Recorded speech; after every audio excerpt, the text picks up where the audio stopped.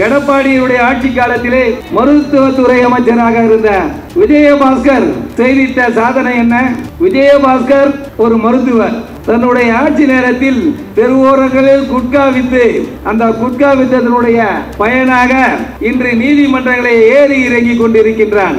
அதே போன்று பெரியாருடைய கொள்கையெல்லாம் இங்கு பேசக்கூடாது என்று சொல்லுகின்ற வீணர்கள் எல்லாம் மூட பழக்க வழக்கத்தில் இருந்த பெண்களை, அடுப்பூதியிற்கு இருந்து கொண்டிருக்கிற பெண்களை பள்ளிகளுக்கும் கல்லூரிக்கும் IAS-களாக IPS-களாக தந்தை பெரியார் அவருடைய அளித்திட்ட உதவி, உரிமை, அந்த உண்மை புரியாதவர் தான் இன்று தமிழ்நாட்டில் பெரியாருடைய கொள்கையை பேசக்கூடாது என்று சொல்லிக் கொண்டு திரிகின்றான். ஏனென்றால் அந்த பெரியாரால் தான் தன்னால் சீரழிக்கப்பட்ட ஒருத்தர் இன்று காவல் நிலையம் சென்று, நீதிமன்றம் சென்று தனக்கு நீதி வழங்கும் என்ற ஒரு தைரியத்தை கொடுத்திருக்கின்றது.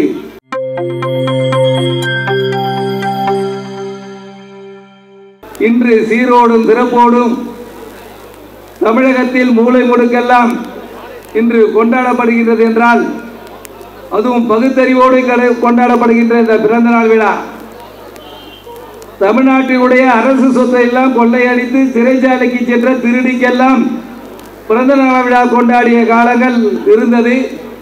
அப்படி கொண்டாடப்படுகின்ற நேரங்களில் எல்லாம் கோயில்களிலே சென்று மண் சோறு சாப்பிட்டு தீச்சட்டி எடுத்து தான் திருடிய பங்கினை பாதி அந்த கோயில்களுக்கே எழுதி வைத்து ஓடி ஒளிந்து விட்டவர்களுக்கு விட இன்று பகுத்தறிவோடு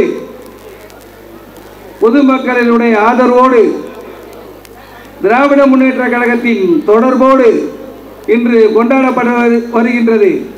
இந்த விழா தமிழ்நாட்டினுடைய தலை சிறந்த ஒரு நிர்வாகிக்கு கொண்டாடப்படுகின்ற விழா.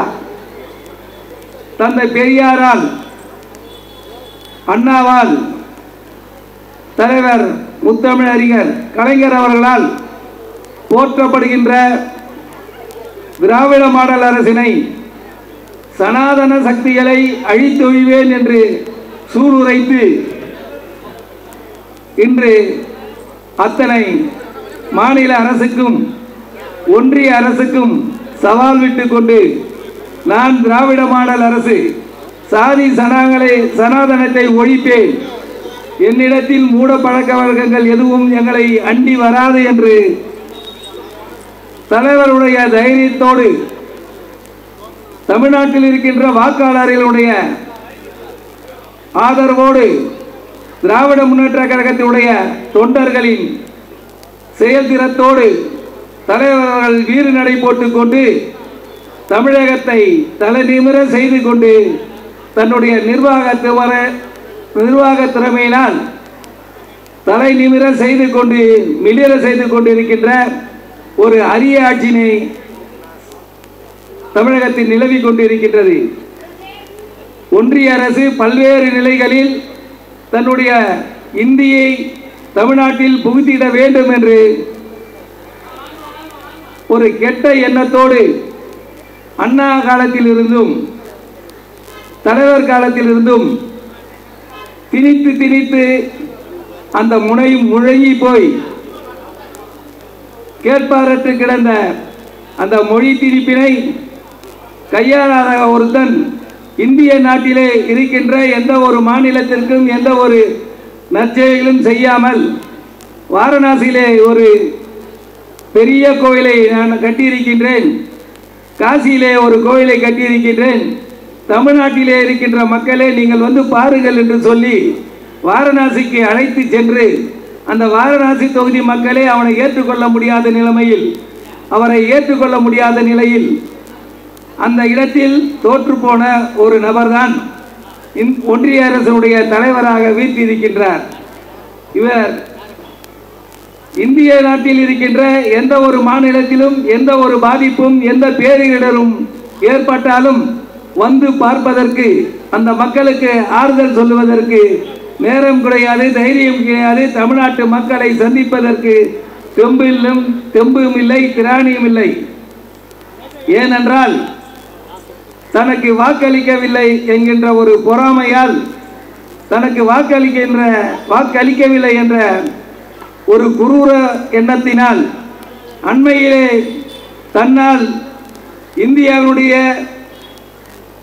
பட்ஜெட்டினை கூட்டத்தில் தமிழ்நாட்டு மக்களுக்கென்று ஒரு சிறு தொகை கூட ஒதுக்க முடியாத நிலைமையில், கல்விக்கென்று ஒதுக்க முடியாத நிலையில், மற்ற வளர்ச்சி திட்டங்களுக்கு ஒதுக்க முடியாத நிலையில் ஒரு குரூர மனப்பான்மை படைத்திட்ட, சாதி சனாதனத்தை ஏற்றுக்கொண்ட, சமூக விழிப்புணர்வை ஏற்படக்கூடாது என்று இந்தியாவில் முடங்கி கிடக்க வேண்டும். இந்திய மக்கள், வட இந்திய மக்கள் எப்படி பாழ்பட்டு மூட பழக்க வழக்கங்களில் தன்னை இணைத்து கொண்டு வாழ்ந்து கொண்டிருக்கின்றார்களோ அதே போன்றுதான் தமிழ்நாட்டிலும் தமிழ்நாட்டு மக்களும் தன்னுடைய நிர்வாகத்திற்கு அடிமைப்பட்டு இருக்க வேண்டும் என்று ஒரு குறுகிய மனப்பான்மையில் தமிழ்நாட்டினுடைய வளர்ச்சிக்கு எந்த ஒரு நிதியும் ஒதுக்கவில்லை என்று சொல்லுகின்ற ஒரு இருமாப்பு திமிர். அவர்களுடன் இணைந்து அதனுடைய நிதி அமைச்சரும் நீங்கள் என்ன செய்தீர்கள், தமிழ்நாட்டிற்கு நாங்கள் நிதி வழங்குவதற்கு என்று சொல்லுகின்ற கொல்லைப்புற வழியாக பாராளுமன்றத்தில் நுழைந்து இன்று அந்த அமைச்சராக வீற்றிருக்கின்றார். ஆனால் தமிழ்நாட்டில் இருக்கின்ற 40 தமிழகத்தினுடைய பாராளுமன்ற உறுப்பினர்கள் இன்று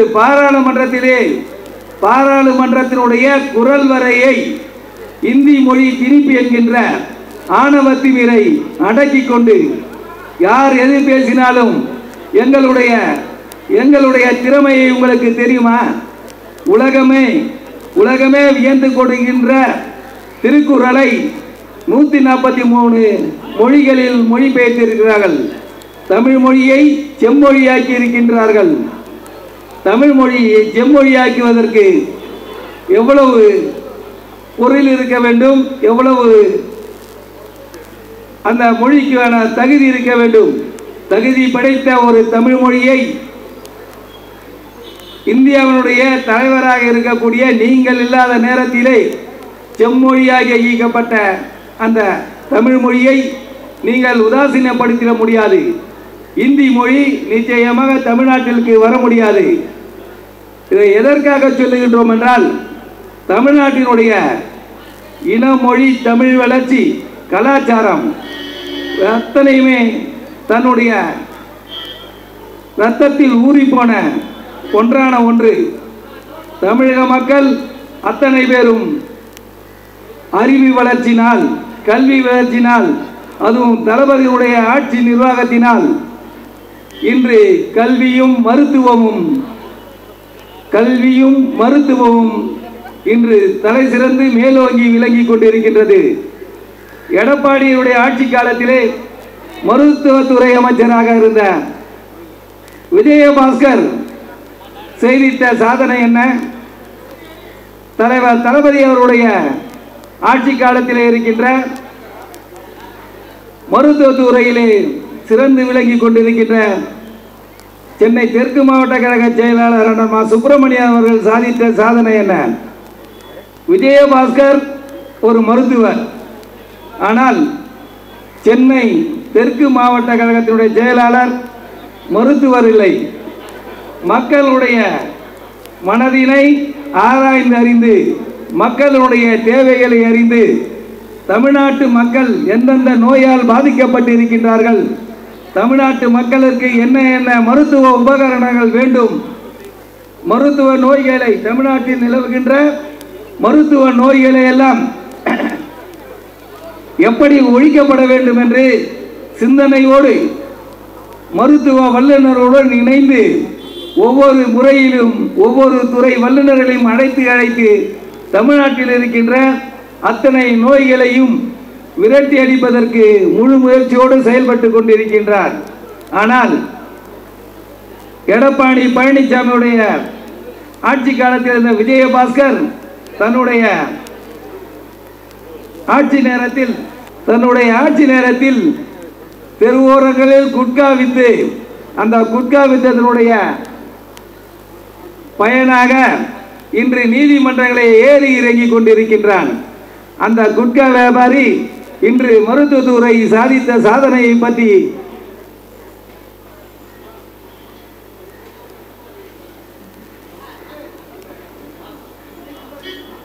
அந்த மருத்துவத்துறையினுடைய சாதனையை பற்றி அறிந்திராமல் திராவிட முன்னேற்ற கழகத்தினுடைய மருத்துவத்துறை என்ன சாதித்தது என்று கேட்கின்ற அந்த கேவலமானவருடைய கூற்றினை தமிழக மக்கள் நீங்கள் யாரும்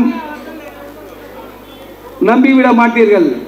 மக்களை தேடி மருத்துவம் என்கின்ற ஒரு பெரிய சாதனை உங்களுடைய இல்லங்களை தேடி அந்த மருத்துவத்தினுடைய பயன்பெற்றவருடைய எண்ணிக்கை 2 கோடியை மக்களை தாண்டி சென்றிருக்கின்றது என்றால் நிச்சயமாக மருத்துவர்களை நாடி சென்ற காலம் போய் இன்று மருத்துவமனையே உங்கள் இல்லம் தேடி வந்து கொண்டிருக்கின்ற நிலைமை இருக்கிறது என்றால் மக்களுடைய வாழ்வில், மக்களுடைய வளர்ச்சியில், மக்களுடைய நல்லது கெட்டதில் எந்த அளவுக்கு திராவிட முன்னேற்ற கழகம் தன்னை இணைத்துக் கொண்டிருக்கின்றதை மக்களாகிய நீங்கள் சிந்தித்து செயல்பட வேண்டும்.